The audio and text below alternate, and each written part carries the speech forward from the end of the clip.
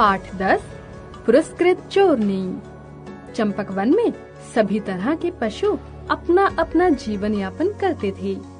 इस वन का राजा चंपक शेर अपने मंत्री झबरू रीछ की सहायता से पूरे राज्य कार्य को भली भांति देखता था। सभी जानवर सुख से रहते थे, किसी को किसी से कोई शिकायत न थी। परंतु इधर कुछ दिनों से राजा चंपक के मस्तक पर चिंता की लकीरें साफ देखी जा सकती थी। कारण यह था कि चंपक वन में दिन पर दिन चोरी की वारदातें बढ़ती जा रही थीं। राजा चंपक ने मंत्री झबरू रीछ को बुलाया और पूछा, मंत्री जी, कौन हो सकता है यह चोर? वन में सुरक्षा बढ़ाने के बाद भी चोरियां रुकी नहीं हैं। मंत्री झबरू रीछ ने जवाब दिया, महाराज, हमारे सारे अधिकारी प्रयासरत हैं, परंतु चोर काफी चालाक लग रहा है, जो पकड़ में नहीं आ पा रहा है। ऐसा करते हैं, हम रात के समय खुद ही भेष बदल कर जाएंगे और चोर को पकड़ने की कोशिश करेंगे। इससे प्रजा के हालचाल का भी पता चल जाएगा। राजा चंपक बोला। राजा व मंत्री दोनों रात को भेष बदलकर जंगल की गलियों की खाक छानते, परंतु चोर का कहीं पता न था। एक बार मंत्री झबरू की तबीयत कुछ खराब थी।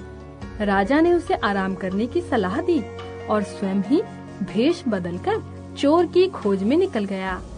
वह सोचता जा रहा था कि अभी तक चोर मेरे हाथ नहीं लगा। आखिरकार उसे पकड़ने के लिए कौन सी तरकीब लड़ाई जाए। इसी सोच में राजा चंपक चला जा रहा था कि अचानक वह एक गड्ढे में जा गिरा। अंधेरे में वहाँ राजा की आवाज सुनने वाला कोई न था।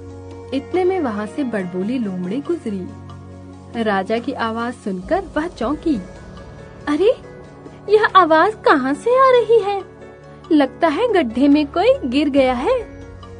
फिर वह बोली, भाई घबराना नहीं, मैं तुम्हें निकालती हूँ। बड़बोली ने बड़ी कठिनाई से राजा चंपक को गड्ढे से निकाला और अपने घर ले आई। उसकी मरहम पट्टी की और भोजन कराया। राजा उसकी सेवा से बड़ा प्रसन्न हुआ। तुम्हारा बहुत बहुत धन्यवाद। मैं पास के वन से आया हूँ। तुम कौन हो? मेरा नाम बड़बोली लोमड़ी है। मैं चोरनी हूँ। शेर को लगा लोमड़ी मजाक कर रही है। भला कोई स्वयं को भी चोर बताता है। यह अपना परिचय नहीं देना चाहती। कोई बात नहीं, जो भी है यह सबकी मददगार ही हो सकती है। चंपक शेर लोमड़ी से विदा लेकर चला गया। अगले दिन वह राजकाज में व्यस्त था कि झबरू रीछ बड़ी प्रसन्न मुद्रा में आया और बोला, महाराज की जय हो। एक खुशखबरी है महाराज। बोलो बोलो मंत्री जी, क्या खुशखबरी है? महाराज, चोर पकड़ा गया। उसे हमारे सामने पेश किया जाए। झबरू ने ताली बजाई।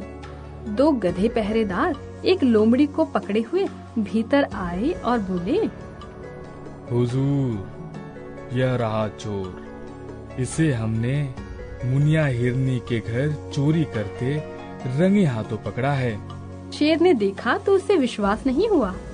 यह तो बड़बोली लोमड़ी थी, जिसके कारण पिछली रात उसकी जान बच सकी थी। वह बोला, अरे बड़बोली, मुझे नहीं पहचाना?